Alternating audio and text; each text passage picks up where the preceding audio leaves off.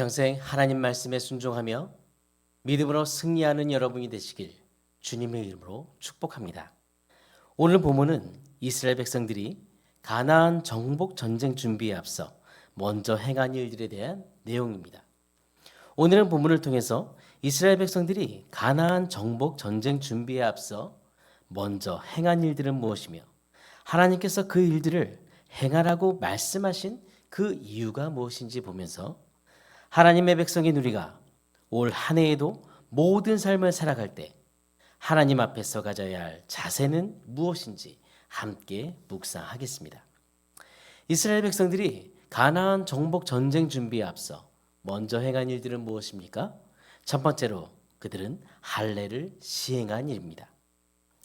2절에 보면 하나님은 여호수아에게 너는 돌칼을 만들어 이스라엘 자손에게 다시 할례를 베풀어라 라고 말씀하십니다. 할례는 남성의 중요 부위에 표피를 베는 것입니다. 그렇기 때문에 할례 후에는 반드시 회복되는 시간이 필요합니다. 그런 점에서 지금 전쟁을 준비해야 하는 이 시점에 이스라엘 백성들이 할례를 행하는 것은 아주 위험한 일입니다. 그런데 하나님은 왜 이스라엘 백성들에게 이러한 상황과 상관없이 할례를 행하라고 하셨을까요? 창세기 17장에 보면 하나님께서 아브라함과 언약을 맺으시고 그의 자손이 이방인과 구별된 언약 백성임을 증거하는 표로 할례를 행하도록 명령하셨습니다. 그러나 이스라엘 백성들은 지난 40년 동안 광야를 방황하면서 광야에서 태어난 사람들은 한 사람도 할례를 받은 사람이 없었습니다. 하나님 보시기에 이스라엘 백성들에게 단순히 이런 외적 표시가 필요한 것이 아니었습니다. 할례는 외적인 표시였지만 그 표식은 할례를 받은 백성의 내적인 상태를 가리킵니다. 할례를 받는 것은 나는 하나님의 사람입니다. 나는 하나님의 것입니다. 라는 이런 정체성을 말해줍니다. 하나님께서 이스라엘 백성들에게 할례를 행하게 하셨던 이유는 그들이 가나안을 정복하는 것보다 바로 하나님과의 바른 관계를 회복하는 것, 그리고 그들의 정체성을 회복하는 것, 그것이 최우선이었기 때문입니다. 두 번째로 이스라엘 백성들은 유월절을 지켰습니다. 10절에 보면 이스라엘 자손은 길갈에 진을 치고 유월절을 지켰다고 말씀합니다. 유월절은 애굽의 장자의 재앙이 있을 때 어린 양의 피를 문설주에 바른 이스라엘 백성의 모든 집을 하나님께서 멸하시지 않고 보호해 주심을 기념하는 날입니다. 즉, 이 날은 이스라엘 백성을 구원하신 하나님의 역사를 기념하는 축제였습니다. 민수기 9장에 보면 특별한 이유 없이 유월절을 지키지 않는 사람은 백성 중에서 끊어지는 벌을 받아야 했습니다. 그만큼 이 유월절을 지키는 것은 하나님의 백성에게 아주 중요한 일입니다. 유월절을 지킨다는 것은 곧 하나님을 의지하고 하나님 말씀에 순종하는 하나님의 백성으로서의 그 정체성을 말하기 때문입니다. 오늘 본문에 길갈에서 할례 의식을 행한 이스라엘 백성들은 40년 만에 유월절을 지켰습니다. 이스라엘 백성들은 이해하기 어려웠을 것입니다.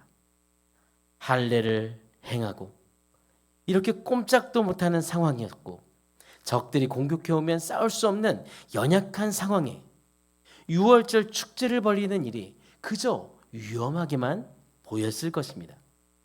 여러분, 전쟁을 앞두고 할례를 행하는 일이 우리의 눈으로 볼 땐 무모하게 보이지만 하나님은 가나안 사람들이 쉽게 쳐들어오지 못하도록 이미 가나안 사람들에게 두려운 마음을 주셨습니다. 여러분, 믿음이란 무엇입니까? 이해할 수 없을 때에도 믿고 순종하는 것입니다. 하나님은 이 일을 통해서 이스라엘 백성들에게 믿음과 순종을 요구하신 것입니다. 이스라엘 백성들은 하나님을 믿고 순종하며 유월절 다음 날에 가나안 땅의 소산물을 먹었고 그 다음 날 40년 동안 하나님이 내려주셨던 만나가 그쳤습니다. 여러분, 이스라엘 백성들은 광야에서 40년 동안이나 하늘에서 내려주신 만나를 먹었습니다. 그리고 그들이 가나안에 들어와서도 심고 거둔 곳이 있었습니까? 하나도 없었습니다. 그들이 심고 거둔 것이 하나도 없었음에도 하나님은 소산물을 먹도록 그들을 채워주셨습니다. 하나님은 하나님의 백성들을 이렇게 돌보십니다. 우리를 돌보시고 인도하시는 하나님 앞에서 어떤 모습으로 살아가고 있습니까? 하나님의 백성인 우리가 모든 일에 앞서 하나님 앞에서 가져야 할 우리의 자세는 무엇일까요? 하나님은 하나님의 사람인 우리가 믿음과 순종으로 살아가기를 원하십니다. 하나님의 사람이라는 것은 하나님께 속하여 말씀에 순종하는 사람을 말합니다. 오늘도 우리가 살아가는 삶 속에서 하나님은 우리에게 믿음과 순종을 요구하고 계십니다.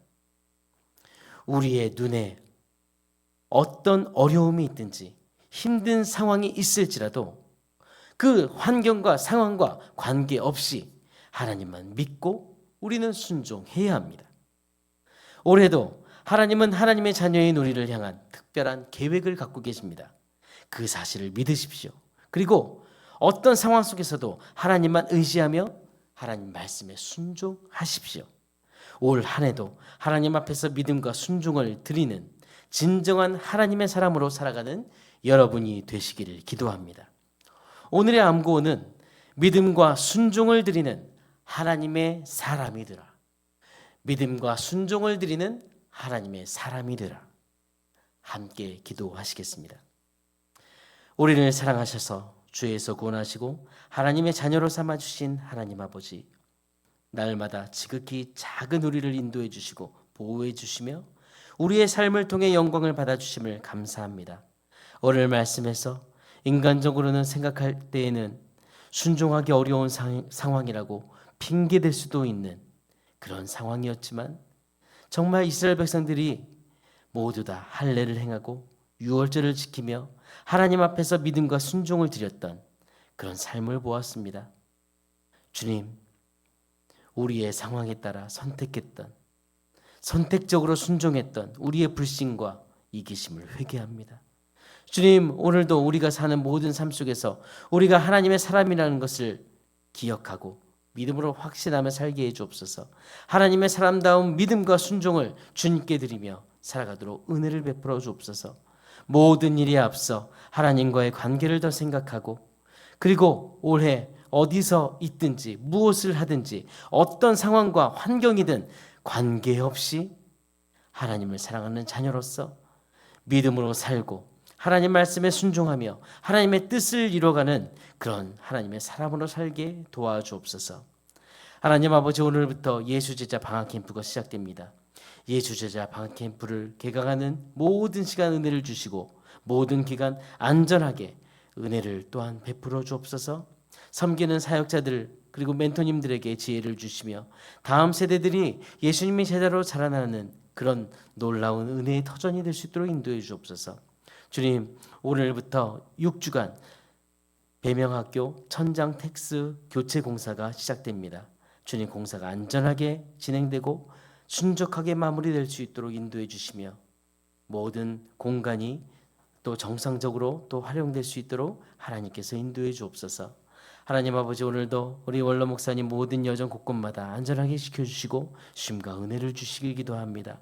담임 목사님의 모든 사역에 은혜를 주옵소서. 맡겨주신 사역 위에 성령의 기름을 부어 주옵소서. 그리고 모든 성도와 중직자 모든 아버지 성도들이 하나가 되어서 중보 기도자로 서서 하나님의 영광을 위해 기도하며 공동체를 기도로 세우게 해 주옵소서. 주님, 좋은 날씨 육신의 연약함을 가지고 기도하는 지체들이 있습니다. 불쌍히 여겨 주옵소서. 치료의 손으로 그들의 모든 치료 과정을 개입해 주셔서 이 모든 일을 통해 하나님 영광 받아주시고 하나님의 영광을 보여 주옵소서. 기업하는 지체들에게 오늘도 믿음을 주시고 그 기업을 이끌어갈 때에 부족함이 없도록 하늘의 곳간을 열어 채워주시길 기도합니다. 하나님 복의 복을 더하여 주옵소서. 하나님 앞에서 하나님의 뜻을 이루며 영광을 돌리는 기업이 되게 해 주옵소서. 오늘도 우리를 사랑하시고 우리의 모든 삶을 주관하시며 동행하시는 살아계신 예수 그리스도 이름으로 기도드립니다. 아멘. 하늘에 계신 우리 아버지여, 이름이 거룩히 여김을 받으시오며 나라가 임하시오며 뜻이 하늘에서 이루어진 것 같이 땅에서도 이루어지이다. 오늘 우리에게 용한 양식을 주시옵고 우리가 우리에게 죄 지은 자를 사하여 준 것 같이 우리 죄를 사하여 주시옵고 우리를 시험에 들게 하지 마시옵고 다만 악에서 구하시옵소서. 나라와 권세와 영광이 아버지께 영원히 있사옵나이다. 아멘.